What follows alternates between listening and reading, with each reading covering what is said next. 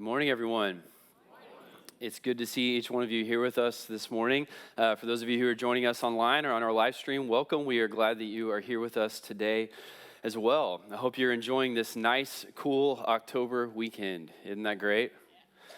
Well, the Russells have had a good weekend so far. We have our family in town and with us this morning in worship as well. We had a 2-year-old birthday party yesterday. Our little guy, Griffin, is turning 2 on Friday, and so we had a baseball-themed birthday yesterday and just had a really great time. We're looking forward to continuing a great morning here at First Temple with you in worship this morning. Last week, we began a brand new sermon series called Lost and Found. And I was curious last week what impact this sermon series would have on people leaving their belongings behind in their chair at the end of the service, like if they would remember to take them with them or not. And the modern crew over here last week did not do a great job, all right? Water bottles everywhere still, okay? So, I mean, y'all, the reminder is literally on the screen, lost and found, okay? Remember to take your things with you when you leave today. I have more hope with you guys, I really do. You'll be great. Well, in this series, Lost and Found, we are talking about this idea that if we want to fully experience and really find the life that God intended for us, then there are certain things that we must give up or lose. And by losing, we find. The cornerstone verse of this series is Matthew 10:39, where Jesus says these words: "Whoever finds their life will lose it, and whoever loses their life for my sake will find it." And so last week, Joe talked about how these words remind us that life is a little bit like an exchange, how we give up something to God, and in return, he gives us something of higher value. I wonder if you've ever heard of the game before called Bigger and Better. I wonder if you've ever played this. Bigger and Better starts with a small and insignificant object, perhaps a penny. And you go door to door, ringing the doorbell of strangers' homes, all right, ideally with a group of people. And you take this small and insignificant object and you say, "Excuse me, I have here a penny. Can I exchange it for something that you have that might be bigger and better?" Now, I'm not sure you can play this game anymore in 2023. I'm pretty sure people will think this is just an elaborate scam and really you want to sell them solar panels, all right?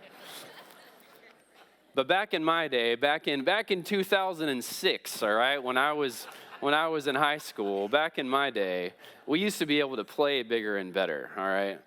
And so you go door to door, and here's kind of how it works. You take the penny, and they say, "Well, sure, how about I give you a paper clip?" You say, "Cool, that works." So you go to the next house, and you knock on the door, and you say, "Excuse me, I've got a paper clip. Can I exchange this for something bigger and better?" And maybe they give you, like, a rubber duck. Like, cool. So you go to the next house, and you say, "Can I exchange this rubber duck for something bigger and better?" And maybe they give you a house plant. And you keep going down the street, and eventually the house plant turns into a coffee maker. And the coffee maker turns into a bicycle. And the bicycle turns into a video game console. And the video game console turns into a laptop. And the laptop turns into a jet ski. And then by the last house, you are driving home in an old vintage car, all right? Now, perhaps a bit idealistic, I will admit, but I think you get the idea of how this game is supposed to work, bigger and better. Well, see, the Christian life is a whole lot like a game of bigger and better. Because time and time again, when we give up or lose certain aspects of our life, in return, God gives us something bigger and better. Now, it doesn't mean that the life God has for us is always easier, or that it's more peaceful, or that it's more prosperous.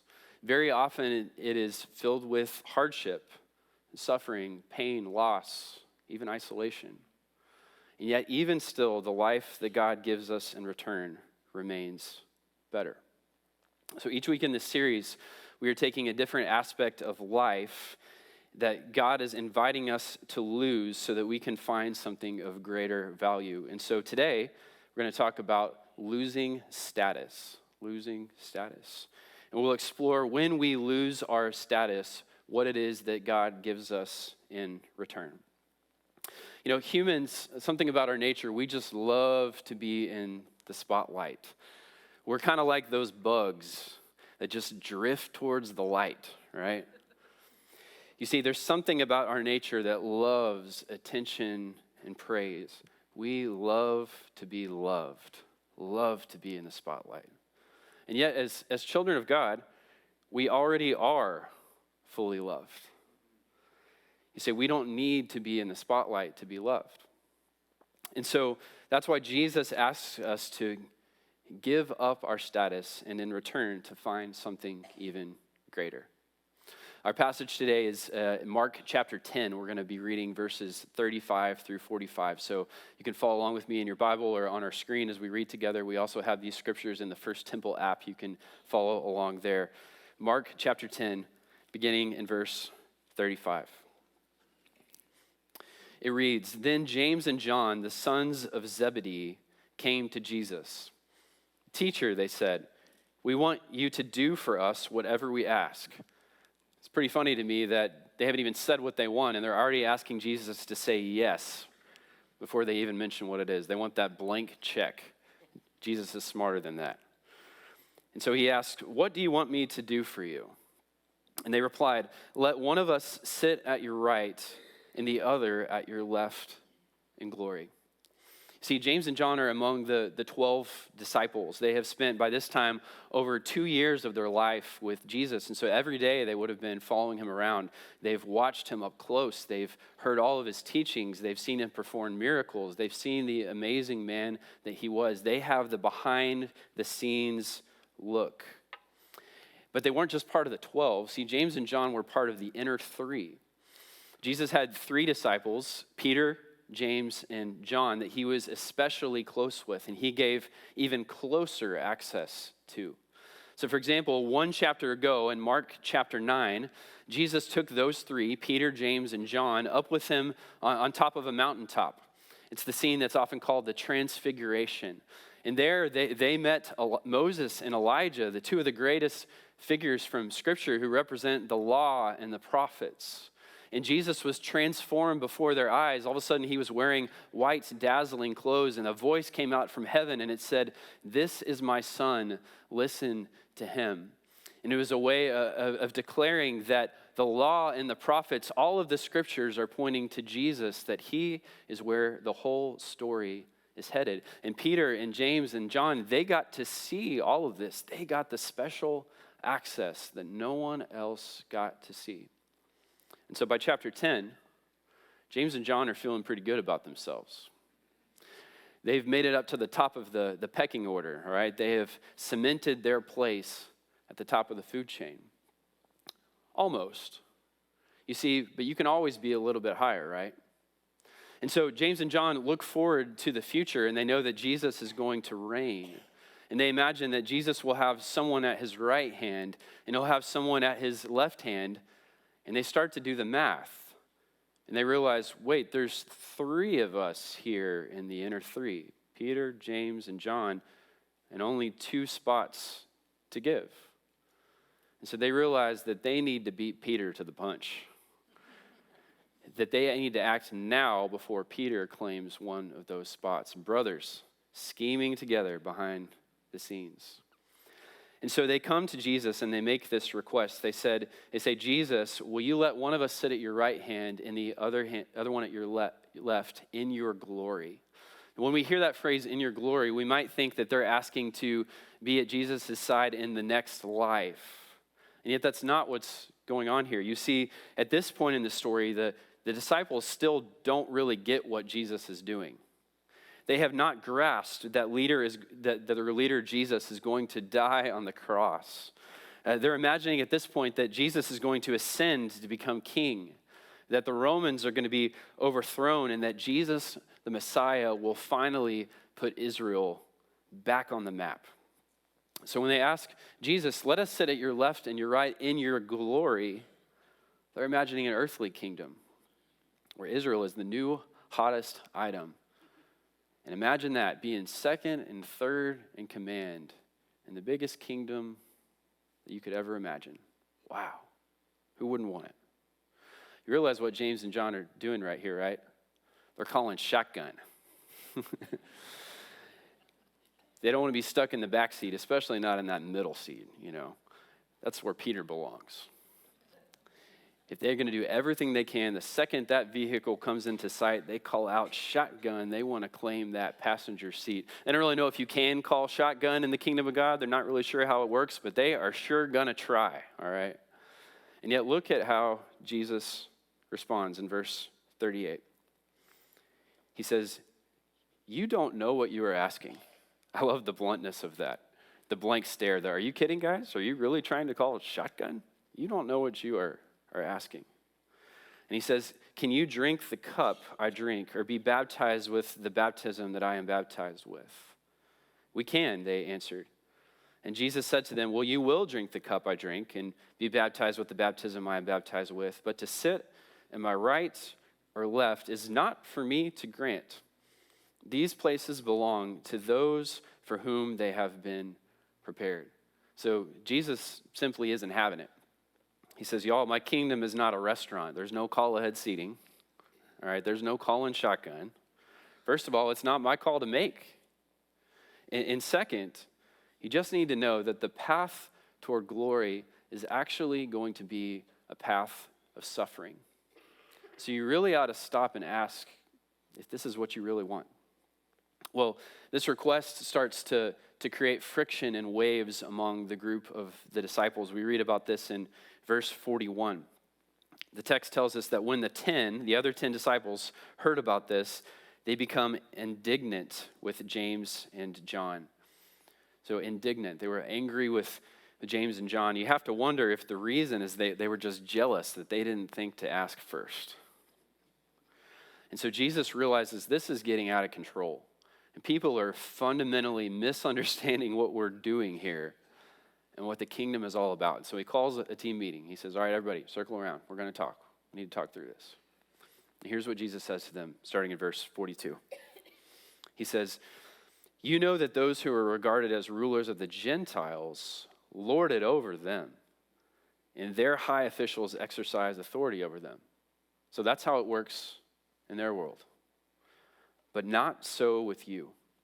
Instead, whoever wants to become great among you must be your servant, and whoever wants to be first must be the slave of all. For even the Son of Man did not come," talking about himself, "to be served, but to serve, and to give his life as a ransom for many." And so Jesus says, when it comes to power and status and leadership in my kingdom, things work differently. I know out there in the world, apart from us, people use their power to exert authority over one another. You want to show them who's boss, get to tell everybody what to do. But in my kingdom, it's not what leadership looks like. It's not how power gets appropriated. That's not how we think about status. Jesus says, in my kingdom, we work by a different logic. We have different priorities, different values. There's a whole different way to live. And that old way of climbing the ladder, of stepping over as many people as you can on the way up, Jesus says, "No, I've got a better way to live." And yet, it's going to require you to lose something. It's going to require you to lose your status. And yet, when you lose your status, you will find something bigger and better. You will find a life of service. Now, the spotlight is enticing yet, but there is a better way to live. And so in 2023, what does it look like for us to lose our status and to find a life of service? Well, put simply, we need to change our relationship to the spotlight. See, we live in a culture that trains us to want nothing more than to be at the center of attention. So the question that we need to ask today is, what do we do with the spotlight? As people of the kingdom, what do we do with the spotlight? I'll give you 3 things today. Here's the first. In the kingdom, we share it. We share the spotlight. This week I was thinking back to the first sermon that I ever preached. I was 20 years old, just finished my sophomore year at Baylor University, and I was working part-time at Highland Baptist Church in Waco. And our college pastor, Kyle, was an amazing leader, sort of world-class communicator. And over the summer, he decided it was time for me to get my first reps at preaching. There was a smaller group of students around, only 30, 40, so there was less damage I could do, And so he set up a certain structure for the summer where students were submitting their questions about faith, and they could ask anything anonymously, write it on a piece of paper, and then we would take a different question each week, and those would turn into the sermons that we would preach. And man, people came with the big guns. They were putting out all the big questions of life, right? I mean, what is the meaning of life? And why is there suffering in the world? And how come the Dallas Cowboys never win in the playoffs? I mean, all the questions that we really just can't find answers to in this life. And so Kyle said, we put all the questions on the table, and he said, Ryan, I want you to look through all of them and find the one. I'm going to give you first choice. Find the one that you want to do. So I looked through all of them, and eventually I handed him this slip of paper, and the question was about the origin of evil. And it said something to the extent of, if God has created everything and evil exists in the world, then doesn't that mean that God created evil? And Kyle looks at me and he says, Ryan, are you serious? I was like, yeah, I mean, it's a good question. I've kind of wondered about it myself. I think I'd like to look into it a little bit. And, first sermon, why not? Here we go. And he says, Ryan, you are absolutely crazy. Of all the options on the table, that is the last one I would have chosen. And yet, I went for it, the origin of evil. Here we went. And 13 years later, when I look back at that moment, I'm amazed that here's a veteran leader who was willing to share the spotlight with an upstart 20-year-old who thought it was a good idea to preach his first sermon on the origin of evil. And I'm so thankful that he did. I learned a lot through that process, I'll tell you that. And I'm so thankful that for that moment that I was able to have space to grow and to learn and be stretched and to become the pastor that I am today because of moments like that where someone a little further down the road is willing to share the spotlight with someone who's a little further behind. We live in a world of competition today where so many of our circles, it is just downright cutthroat. If you think about, your workplace or your former workplace, you can probably think of a number of ways that people are just climbing to the top of the ladder and wanting to be the center of attention, right? We can think about the jealousy that goes into Teacher of the Year awards. We can think about everyone who's wanting to be the boss's favorite and the promotions that everyone is clamoring for. We think about all the moments of why did they get invited to this meeting and I was left out, or why did they get to be asked to do this and I was not. And man, it's a competitive world out there. And yet, as people of the kingdom in our workplaces, we have an opportunity to diffuse those situations by sharing the spotlight with others, by being people who don't look at our coworkers and co-laborers as competitors, but as teammates, as people who are trying to accomplish the same thing as us. And so we have an opportunity to share resources, to share knowledge, to share work, to share credit with one another. When we do, we diffuse the situation, we share the spotlight, and we let the kingdom shine. When Jesus talked with us about being salt and light in the world, this is what he was talking about, our opportunity that we have to change the culture of every circle that we step into, so that it's no longer about climbing up to the top, that it might actually be about climbing down and sharing what we have with other people. And that is the way of the kingdom. And yet, James and John couldn't help but see the other 10 disciples as their competition. They couldn't get this message through their head that in the kingdom we are not competitors, but teammates. And there's room for everyone at the table. So the first thing that we do with the spotlight as people of the kingdom is we share it. The second thing that we do is we shine it. We shine it on other people. So rather than soaking up the spotlight, we pick it up, we turn it around, and we find someone else to shine it on instead. One of my favorite stories at the church so far this year has been the story of John Shookman. And so John, our friend who's in this service with us here today, just finished 40 years of serving in our children's ministry. Isn't that incredible? Yeah. Yeah. Since 1983, John has been serving with our children on Sunday mornings. He even goes with them to camp during the summer. He has selflessly served for 40 years. What a great example of losing your status and finding a place of service. For John, I know that it's not about the recognition. He didn't know this was happening, that's for sure. It's not about, there's no sense of entitlement or self-promotion, no need to be celebrated. That for 40 years, he has taken the spotlight and he's turned it around and he's shined it exactly where it needed to be. He's shined it on those kids so that they can learn about God and his kingdom and what it means to be a follower of him. And so service is our opportunity to do that. And here at the church today, we still have many opportunities for you to follow in John's steps. There are a number of ways that even today we're looking for people to step up and to serve.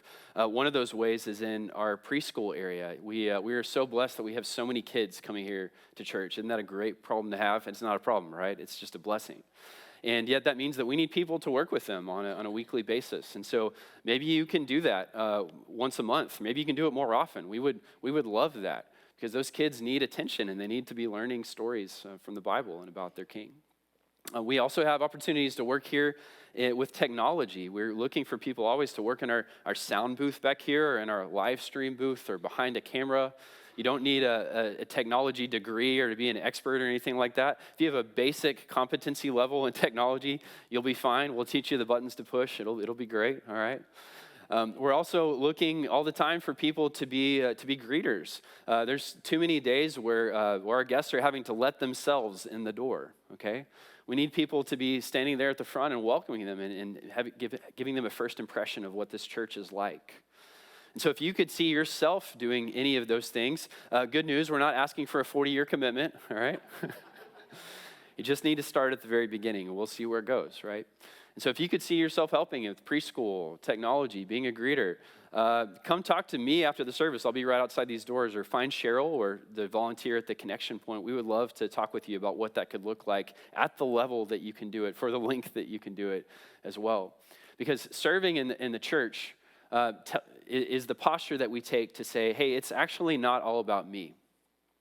That the reason I come here is not just so I can get something, but so I can give as well. And so when we turn the spotlight around and we shine it on other people, we say, I want them to have the experience that I had, or maybe that I wish I had from day one. And that's what we do as people of the kingdom. So first of all, we share the spotlight. Secondly, we shine it on others. And then third and finally, we subvert it, subvert the spotlight. So this is where we question, if not challenge, the very importance of being in the spotlight in the first place. Now, not everyone wants power for selfish reasons. One of the main reasons I think people want power today is to change the world for good. We think, if only I was making the call, or only if my people were making the call, then we think things would go so much better. And so we seek out the spotlight because it feels like the only real way to change things in the world. And the bigger spotlight we have, the more good we can do. And yet, the cross of Jesus subverts our imagination about how power and status work in this world. Have you ever thought about the fact that Jesus' most important accomplishment happened outside of the spotlight? You see, Jesus' greatest act came from hanging on a cross in utter darkness. Jesus' best moment came when he actually gave away power. And what this tells us is that you do not need the spotlight to impact the world. The biggest impact you can make on the world will not come when you have the biggest spotlight. No, the biggest impact you can make on the world will happen when you follow in the footsteps of Jesus and you give yourself away to God and to others. See, it's not finding status that grows the kingdom. It's losing it for the sake of God and for others. And friends, that is backwards from everything that we are ever told. And yet the more that we become immersed in the logic of the kingdom, the more we start to question the importance of the spotlight. We don't need it to make an impact. That right where we are, we can serve right here, the people around us. And so gradually, the magnetic pull of the spotlight grows weaker and weaker. We keep sharing it with other people. We keep shining it on others. And as we do, we're subverting the spotlight until eventually we even begin to forget about it because we've been freed from it. And we're freed to give ourselves away for others. And Jesus wants to tell us today that that is when we truly start to live.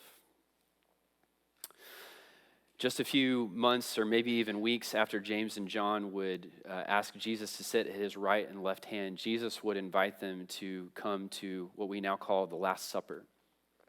You've probably seen this painting before from Michelangelo, where he imagines what that supper may have been like. He depicts it as a long, narrow table, right? I want you to imagine what it would have been like to be that guy on the far left end of the table. You see him kind of in the blue and the green. Man, that is not where you want to sit, all right? You notice how he's kind of leaning forward, like he's sort of straining to hear what's going on at the other end of the table?